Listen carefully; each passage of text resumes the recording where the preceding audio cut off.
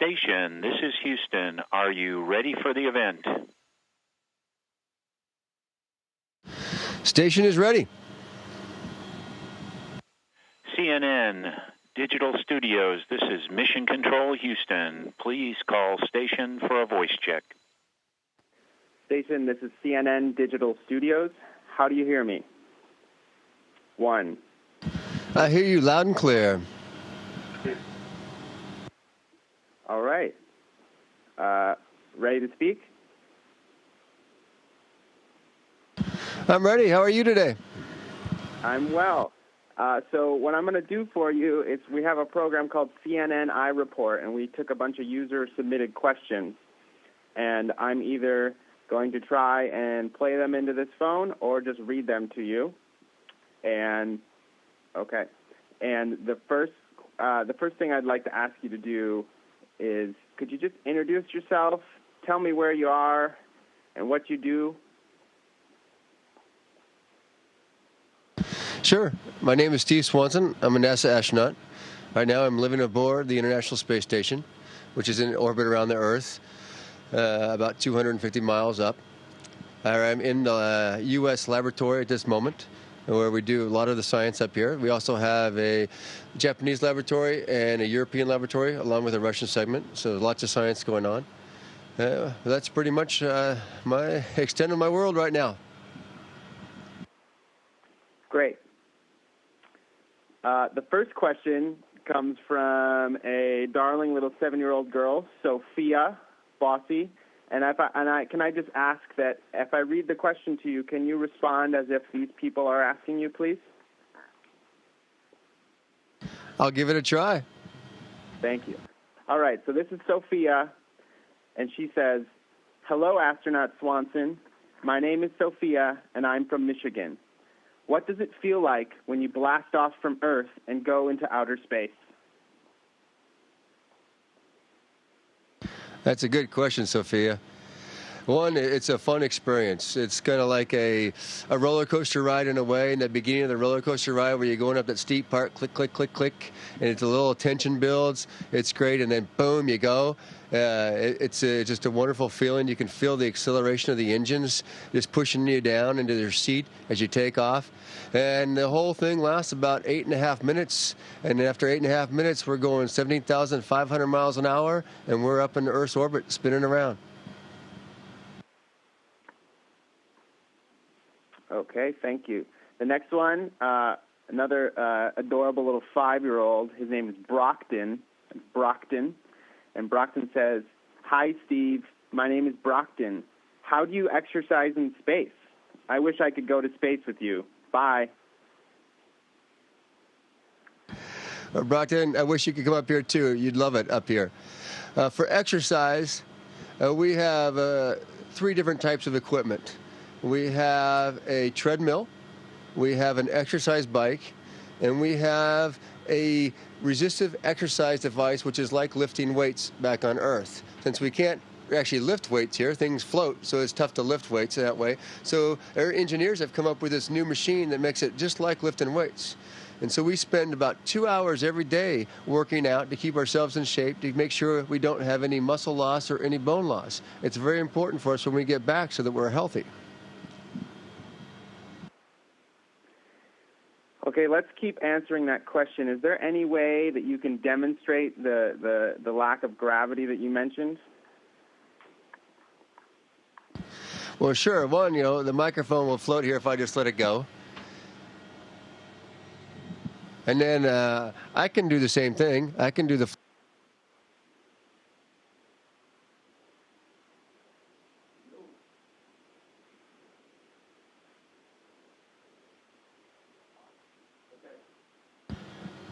Those are a couple of different demonstrations. When we're working together, we will toss things to each other. So if somebody's like where that camera is, where you are, and I want to hand them something, I can just give it a little push, and it'll go right to them. And that's the way we hand things back and forth to each other.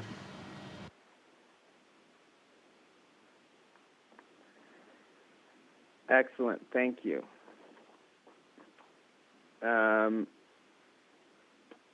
Let's do, okay, so let's stay in that. Can you just, so that we're, as if we're still talking to Brockton, so could you be like,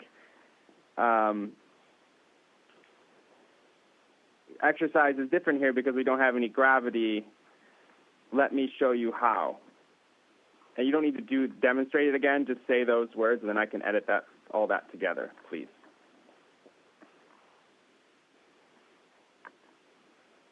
All right, just to make sure I got that down correctly. Sorry. So exercise is different up here. We don't have any gravity. Perfect. Was that what you needed? Okay, thanks. Yeah, let's do that one more time. I think I spoke over you. No problem. Say again the line. Exercise is different up here. We don't have gravity. Exercise is different up here. We don't have gravity. Wonderful. All right, next question. This is, you got a lot of fans in the Philippines, apparently. You got a couple of these, but this guy's name is Rummel. That's Rummel. And he says, Steve, what do you think is the biggest accomplishment that you have done so far in being an astronaut?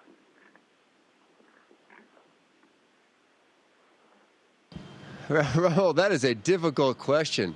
The biggest accomplishment that I have done. Well, for me personally, probably doing a spacewalk is the biggest accomplishment. However, it's always a team on the ground and up here doing all the work. It's never just one person doing the work that we do. It takes many, many people all over the world to make this thing happen, to make the science happen, to keep the station running. So it's hard to measure just one person's contributions. But if it were just, if you tried to, for me, I think the most rewarding and the hardest things we've done are the spacewalks. Is there a specific memory or a scene from any of the spacewalks that you would care to share?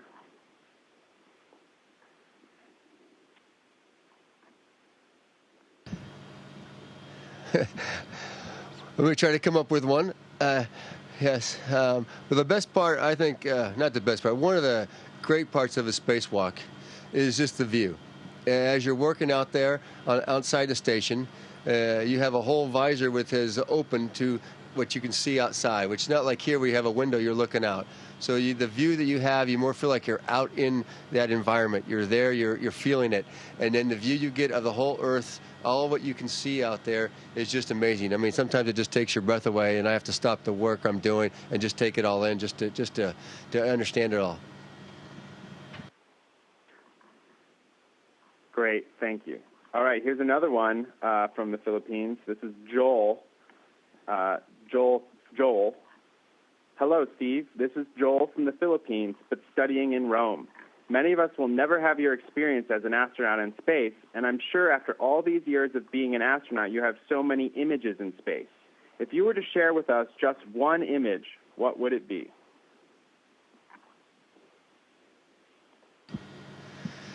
Just one image from space. That's another difficult question because it's so beautiful to look down on the Earth. All the different spots you can see are it's so wonderful. But for me, I guess the things that stand out the most to me are in the oceans or the seas where there's shallow water, like the Caribbean or the Maldive Islands, where it's these small islands with shallow reefs around them, and it's that difference in the colors, the deep blue of the ocean and the turquoise blue of the shallow water, and then the island right there, and all that together just is one picturesque scene. Okay. Here's another one from the Philippines. This is Jarek. It's Eric with a J. Jarek. Hello, I'm Jarek from Manila, Philippines, and I'm just curious. How do you keep in touch with your family or friends when you're in space? Jarek, we have multiple ways to keep in touch with our family and friends. We have email. We also have a voice over internet phone call system, which we can call down. They can't call up, but we still do that on a regular basis. And once a week, I get to have a video conference with my family, which is a wonderful thing to do. So through those three things, we get to stay in touch with our families and friends, and it really helps us out here to have that feeling of still being part of something like that. And here's another one from Jarek. He says, I'm just curious, what do you think is the best space movie of all time? The best space movie. Well, that's a tough one. I think I'd probably have to go with Apollo 13, though. That's still one of my favorites. Okay. Tim Johnson from Phoenix, Arizona. He's a bit of a NASA wonk, I think. My question is, do you think NASA will ever build a reusable spacecraft, such as the Space Shuttle, to transport humans into space? Or are we going to be relying now on other countries or private companies like SpaceX? Thank you. Well, it's a tough question to see the future of what NASA will do. I think in the short-term future, we do have that planned out. We will be using commercial craft like SpaceX or possibly Boeing. Sierra Nevada, also, and Sierra Nevada is a reusable vehicle. So there's one right now that's on the drawing plans right now, or drawing board. It has plans, and it's a possibility, and that is reusable. The Orion spacecraft that NASA is building is not reusable also. It's another capsule. And, of course, we are relying on the Russians until we get one of ours done. But I do hope in the near future we'll have at least a U.S. vehicle. And then after that, I do believe going back to some sort of reusable one will help bring the cost down and will help make it more affordable for everybody else to come up here. Great. We got a whole fifth grade classroom in San Diego. So first of all, there's a clip of them, and they're all sitting there, and they wave, and they go, "Hi, astronaut Steve." So you could respond to that. Do you know the name of the school? It is, Fletcher Elementary School in San Diego, the fifth grade class.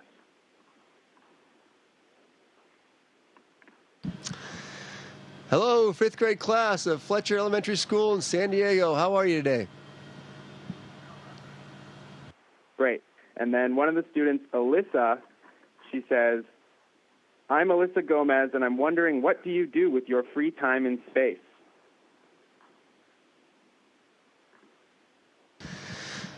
Alyssa, that's a good question. We don't get a lot of free time in space, but when we do, the number one thing we all like to do is look out the window. It's such a beautiful thing to do, and looking down on Earth is just a fantastic way to spend your time. Otherwise, we will try to stay in contact with our families. We can email them or phone or call them on the phone. And we possibly maybe watch a TV show or two just to relax. But that's really how we spend our off time. Okay.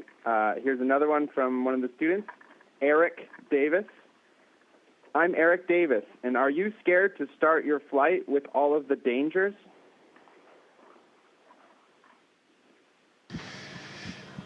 Well, Eric, I'm not really scared. I don't think most of us are scared. We know there's dangers involved, but we've also been trained to handle all the possible scenarios that have come up.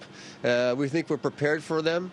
So it's really, we feel confident that we'll be able to do the mission safely and efficiently and successfully.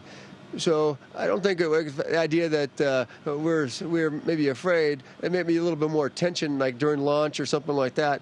But just like as you would that same kind of feeling if you're going on a roller coaster, that feeling before you go, you maybe feel a little bit apprehensive. But we also know it's all going to be fine. That's what we believe that. Thank you. Okay, this is Jose from Colombia. Hi, I'm Jose from South America. I would like to know, how do you go to the bathroom? I mean, how do you deal with your bathroom needs when you are in space? Thank you. Yeah, that's always a good question, Jose. So we do have a toilet up here, and it looks somewhat similar to a toilet down on Earth. One of the big differences, of course, is we have to contain everything. So when you go ahead and you want to urinate, we actually do that into a funnel that has a suction on it. Think of it as a wet vacuum. It sucks the air and liquids into it. It saves the liquid into a tank, and it shoots the air out the other side. It works actually quite well. For the other side, we just have a big container It also has airflow helping to keep the airflow going out and out, through and out, to one direction. And we sit on that with little plastic inserts, like little bags, and use those and fill those up, and then tuck it into the can and close the can back up. It's not a very sophisticated design, but it works well. Okay.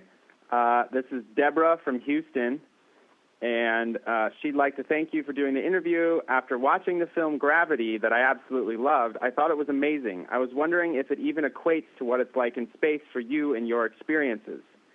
Does life imitate art, or does art imitate life? Thank you.